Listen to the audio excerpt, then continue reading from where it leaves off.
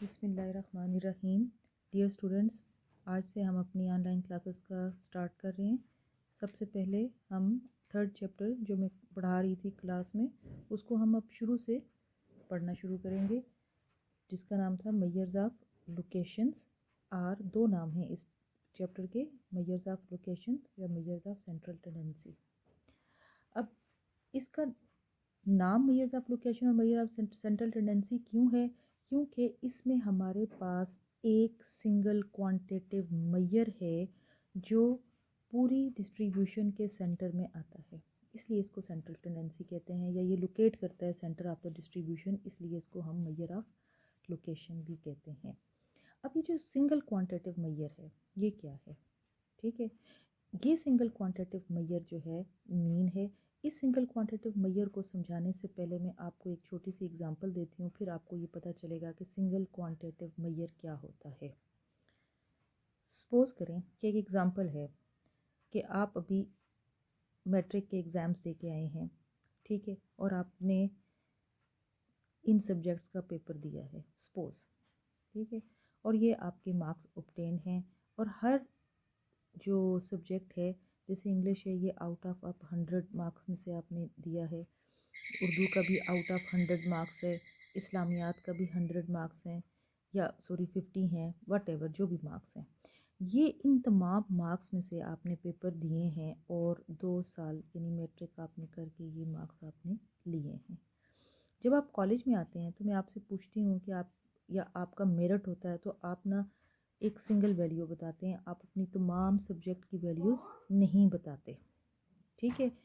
तो आप ये नहीं कहते कि मेरे इंग्लिश में इतने नंबर थे, इतने थे, आप अपनी एक सिंगल वैल्यू बताते हो, और ये जो सिंगल वैल्यू है ये आपका रिप्रेजेंट करती है होल डेटा को, आपकी पूरी मैट्रिक की क्लास को। तो इसलिए इसको कहते हैं कि a single quantitative measure which represent the या lies at the centre of the distribution या रिप्रेजेंट्स द होल डेटा।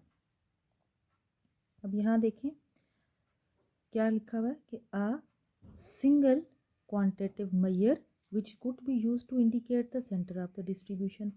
अब इस सिंगल क्वांटिटेटिव मेजर को मालूम करने के लिए हमारे पास जो कॉमनली मेजर्स हैं वो कौन कौन से हैं? पहला है मेजर्स ऑफ सेंट्रल टेंडेंसी कह दें या इसको मेजर ऑफ लोकेशन कह दें, ठीक है। इसकी पहली चीज़ क्या है? मीन, जिसको आप एवरेज भी कहते हैं, और अभी मैंने आपको ये समझा दिया कि एवरेज क्या है, वो सिंगल वैल्यू है which is calculate to represents the whole data, ठीक है। अब मीन जो है इसकी आगे, या ये जो सेंट्रल डिस्ट्रीब्यूशन है, इस मेजर ऑफ सेंट्रल टेंडेंसी है, इसकी कितनी टाइप्स हैं? एक मीन है, मीन में आगे ज्योमेट्रिक मीन है, हार्मोनिक मीन है, वेटेड मीन है, और इसके अलावा मीडियन एंड मॉड, ये हमारे पास मेजर्स हैं जो कि यूज़ होते हैं to indicate the centre of the distribution. अब एवरेज है, एवरेज निकालने का एक सिंपल तरीका मैं आपको यहाँ बता दूँ कि how to we find the mean या एवरेज। हम क्या करेंगे, हमारे पास जितनी भी वैल्यूज़ होती हैं हम उन्हें सबसे पहले एड अप करेंगे फर्स्ट स्टेप में। सेकंड स्टेप में हम क्या करेंगे, डिवाइड, जो एड अप आपने किया है यानी जो सम किया है आपने उसके नंबर्स के साथ उसको डिवाइड कर देना है।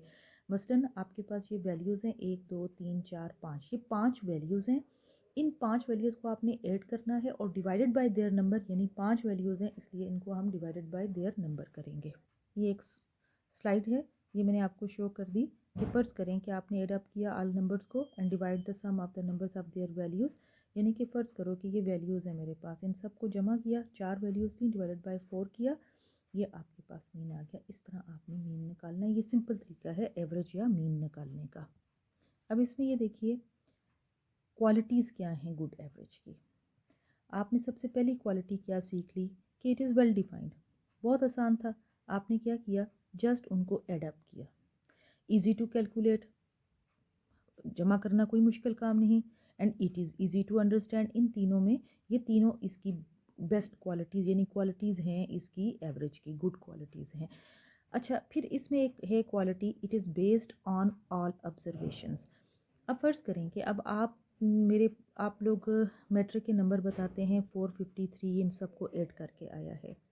फ़र्ज़ करें कि इसमें ये बायो के नंबर जो हैं वो आपके ऐड नहीं हुए, तो क्या ये आपका टोटल ठीक होगा? नहीं ठीक होगा ना। तो इसका मतलब ये हुआ कि it based on all observations, अगर कोई एक वैल्यू भी इसमें से आपने मिसिंग कर दी जमा करने में तो आपका मीन या एवरेज नहीं निकलेगा। ये चीज़ क्लियर होगी।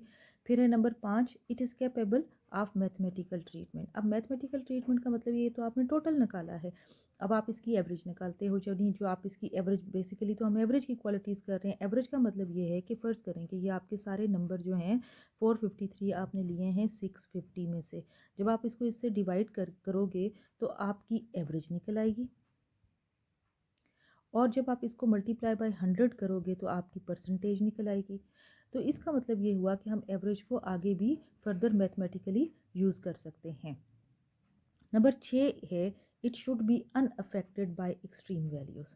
अब अनइन्फेक्टेड बाय एक्सट्रीम वैल्यूज़ का मतलब ये है कि फ़र्ज़ करें कि इंग्लिश में आपके 100 मार्क्स आ गए हैं और मैथ्स में आपके 4 नंबर आ गए, एक्सट्रीम वैल्यूज़ हैं, यहाँ पे आपकी बहुत मैक्सिमम वैल्यू और यहाँ मिनिमम वैल्यू फेल हो रहे हैं।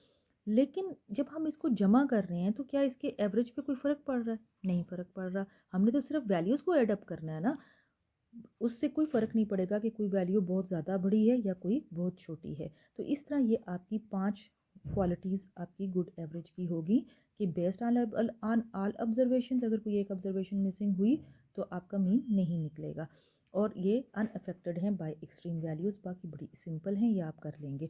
अब क्वेश्चन ये था कि हम इनको मैयर्स ऑफ सेंट्रल टेंडेंसी या मैयर ऑफ लोकेशन क्यों कहते हैं। ठीक है, ये अक्सर क्वेश्चन पेपर में आता है, इसका ये आंसर है, ये लिखा हुआ है मैयर ऑफ, कि ये रिप्रेजेंटेटिव वैल्यूज़ हैं, ये आपको बता रही हैं, आपका रिप्रेजेंट कर रही हैं पूरे डेटा को, जिनको हम एवरेजेस कहते हैं, tend to lie in the centre of the distribution which allows the measure of central tendency, इसको हम which is called the measure of central tendency कहेंगे। और ये मैयर ऑफ सेंट्रल जो टेंडेंसीज होती हैं ये लोकेट करती हैं सेंटर ऑफ द डिस्ट्रीब्यूशन को, इसलिए इसको हम मैयर्स ऑफ लोकेशन भी कहते हैं।